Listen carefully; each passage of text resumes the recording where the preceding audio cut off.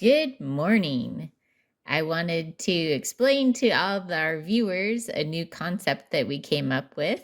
It is a newscast called YouNews, where you are the reporter. That's right. We want you to send in 30-second to 1-minute clips of you reporting on local news. It might be something that happened on a statewide level or something that happened just in your own town. And also, we wanted to learn a little bit more about you. So 30 seconds to 1 minute, a little bit of news, a little bit about you. And we had Craig demonstrate for us exactly what we're looking for on this channel. We just want a short little video to learn more about your neck of the woods. Thanks. In Kansas news, oil reached the low price of only $25 a barrel, which is a fantastic price for a barrel. Also, in other local news this week, I taught my dog a brand new trick: how to be the cutest darn dog in the world. Reporting from Kansas, this is Craig. Back to you. Thanks, Craig. That was a perfect demonstration. And without further ado, I'll get right to today's top stories.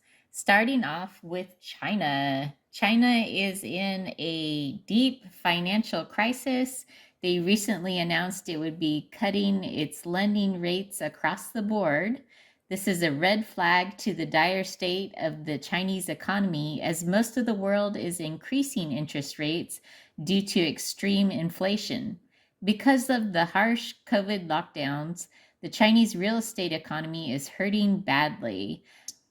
Financiers, developers, and the public with savings in the real estate market are facing financial ruin.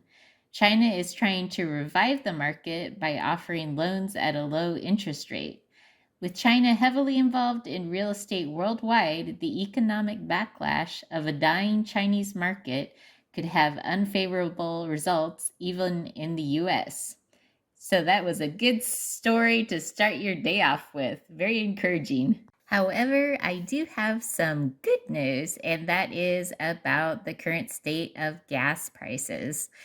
The national average for gas prices is only at $3.88 today.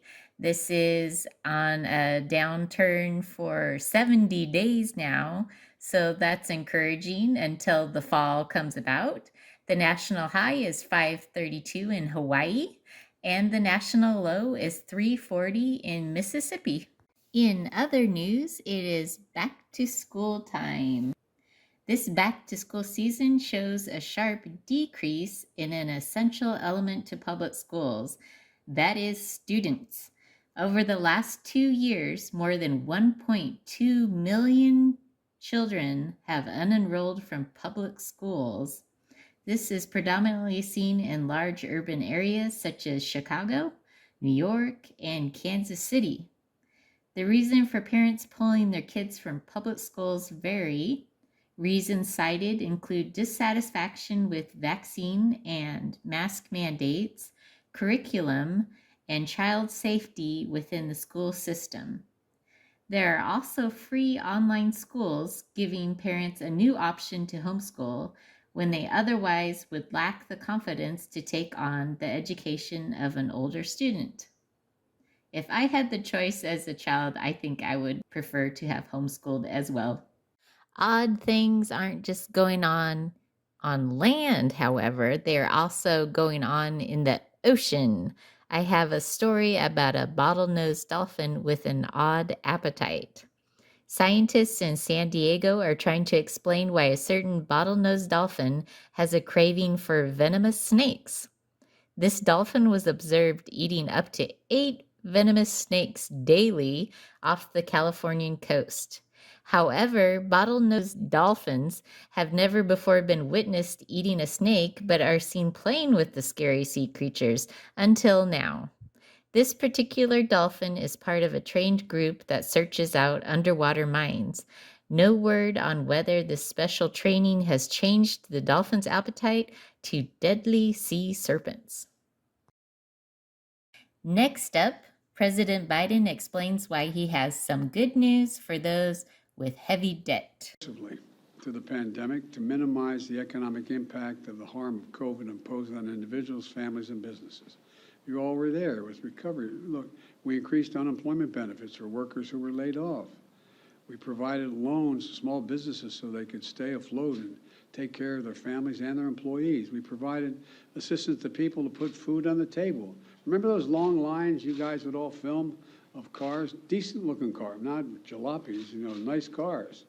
Just waiting for a box of food to be put in the trunk in the United States of America, waiting for over an hour to get food in a trunk. And we provided rent and mortgage assistance to keep people from being evicted and thrown out in the street. Our approach to help Americans who need it the most was necessary.